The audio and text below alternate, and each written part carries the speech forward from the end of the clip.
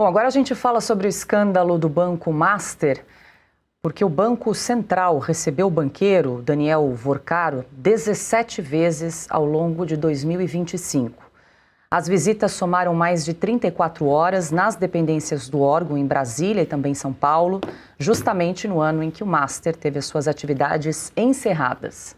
Os encontros ocorreram em momentos decisivos para o banco, como tentativas de recuperar liquidez, negociações de venda ao Banco de Brasília e o início do processo de liquidação. Em 5 ocasiões, Vorcaro se reuniu diretamente com o presidente do Banco Central, Gabriel Galípolo, em encontros que superaram o tempo previsto nas agendas oficiais.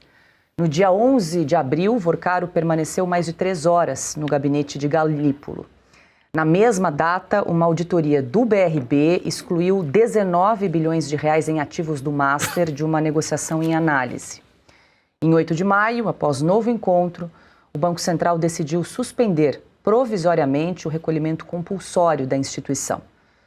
O órgão já acompanhava o Master com preocupação, especialmente pela exposição do BRB e pelo uso de recursos do Fundo Garantidor de Crédito para honrar dívidas.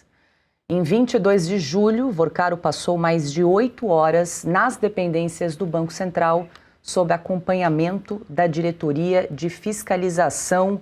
Consta mais de 30 horas aí, 17 visitas ao longo de 2025. É normal nesse momento ali que o Master estava com a corda no pescoço, vamos dizer assim, tentando buscar uma saída honrosa, conversar com o presidente do Banco Central, Gabriel Galípolo, que aliás está bastante em silêncio, sumido da imprensa desde que esse escândalo veio à tona. E mais, como é que você enxerga a responsabilidade do Banco Central na condução deste escândalo? Houve falha? Houve demora? Como é que você avalia, Consta?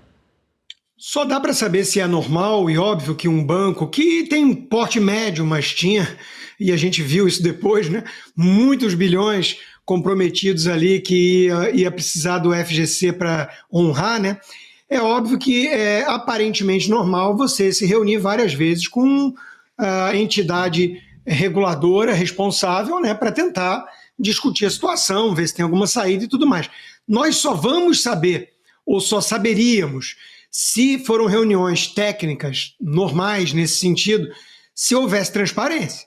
No início, pareceu que o Galípolo estava disposto a trazer essa transparência, ele chegou a falar que tinha tudo muito bem documentado e tudo.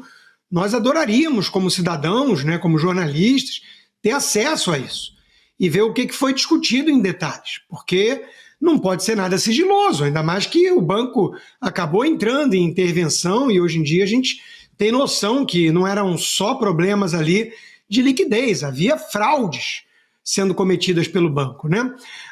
No caso do Banco Central, sob gestão do Galípolo, Paula, me parece que houve atraso, quer dizer, demorou muito a agir. No mercado, todo mundo já falava do Banco Master, todo mundo já sabia que era um banco problemático. Quando a esmola é demais, o santo desconfia, essa coisa de CDB a 150% do CDI ou 200% do CDI, no caso do Banco Digital, do Will Bank, tudo isso acende, no mínimo, uma luz amarela de alerta. Então, muita gente já desconfiava ou já sabia que era um banco que não devia ser levado a sério, até porque o Daniel Vorcaro não era um dono de banco discreto. Ele era um festeiro, e as festas dele talvez fossem mais conhecidas do que as falcatruas.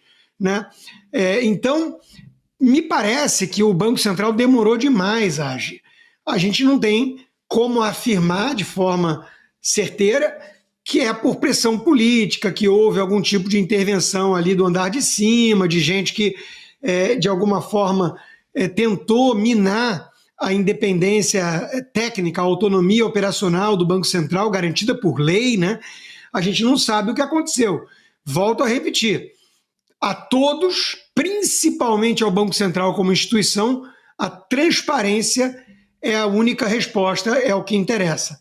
Curiosamente, eles não estão dispostos a oferecê-la. Pois é, transparência é o que a gente não tem recebido nesse caso, Augusto? Que a gente não tem visto desde que eclodiu a liquidação do banco em novembro do ano passado. Olha, isso aí tem tudo para ser o maior escândalo da história. Escândalo financeiro já é. Mas ele pode superar até o bem investigado, pode superar até o Petrolão, porque você vai chegar a outras sentenças dadas por juízes, a outros beneficiários, né, da boa vontade de ministros casados com advogadas que atuam no Supremo, etc, etc. Hoje, a imprensa estatizada, ela já começa a olhar meio de longe o Master. Não está aparecendo nas manchetes, não. Já estão discutindo o código de conduta. Ninguém estranha o que disse ontem. Ninguém se mostra chocado com o que disse ontem o Alexandre de Moraes e tal. Mas isso aí não pode ser esquecido. E não será. A campanha já começou. Eu vi agora há pouco no chat alguém notando, olha que neste ano não vai ter o astronauta como senador por São Paulo. E não vai mesmo. Se é para ficar mudo em Brasília, que mudeça aqui, em Bauru, né, onde ele nasceu, já tá bom. Mara Gabrilli vai ficar quieta em casa.